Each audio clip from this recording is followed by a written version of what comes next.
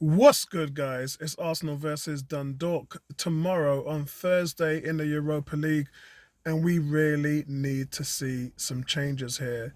You know how the saying goes, guys, if nothing changes, nothing changes. And right now, I think we're seeing so many different things. And Martin Keown's been pretty tough on Mikel Arteta. He's kind of calling him out and saying, look, don't chop and change because successful teams need fluidity. Successful teams need that rhythm. And we all know that. But I think in the 39 games Mikel Arteta has had, less than five of them have been playing four at the back. So I think, look, I think Arteta's doing the right thing because if you go back to a three, then when do you go to a four? That's the question.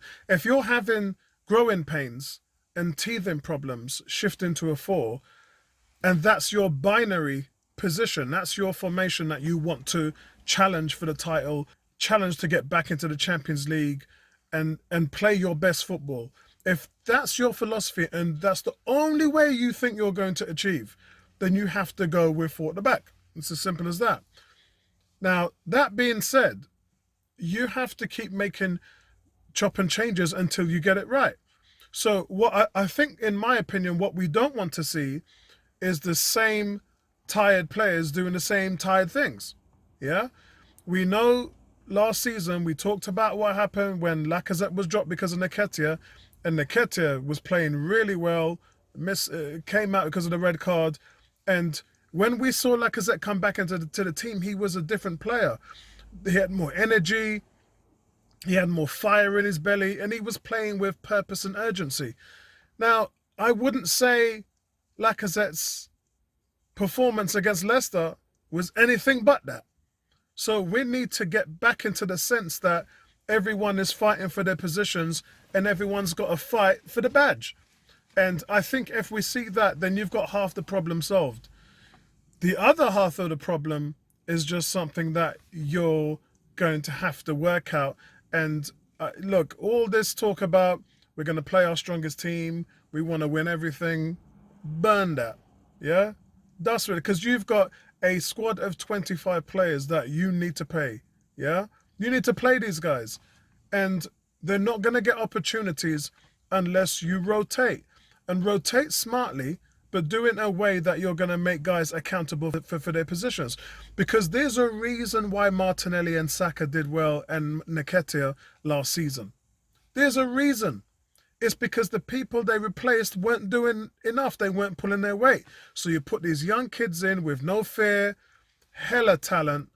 And what did they do? They showed you exactly what you needed to see.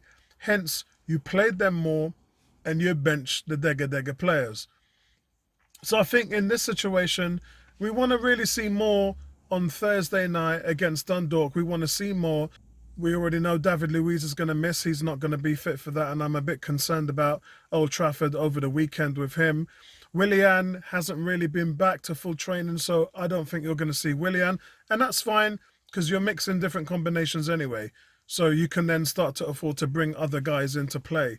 Please, let's see Reece Nelson and let's see Smith Rowe tomorrow. Please, please, please, please, please give these guys a game. Cedric Soares as well. I would really like to see him after that good performance that he had last week.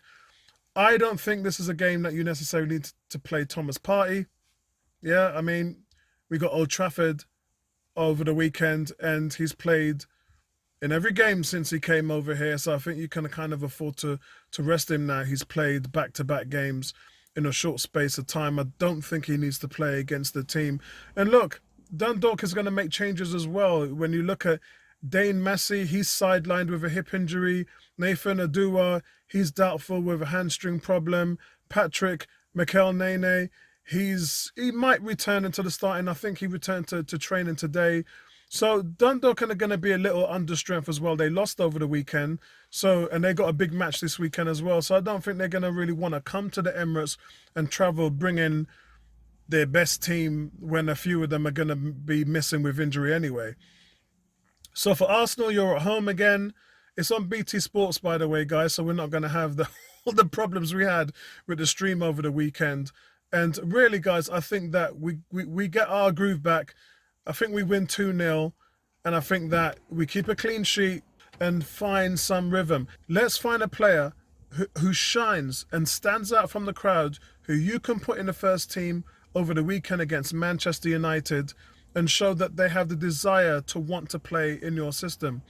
Because after what I saw in the second half, look, the second half against Man City, second half against Leicester, just nothing, just flat. A little bit of that is your fault, Arteta, because you just didn't make the changes early enough in order to kind of facilitate any kind of change. You know, man ain't going to do that much in 8 minutes or 10 minutes. So let's kind of go in there with a different mindset, just change the whole thing and give some of the players who are under pressure a little bit of a rest for them to reflect, yeah? Let them see what other guys are going to be doing from the bench, and maybe that might make them kind of look at things in a different way. So guys, yeah, I'm going to go with 2-0 Arsenal for tomorrow. But I'll speak to you later, man. I'll catch up with you guys then. Peace right back at you.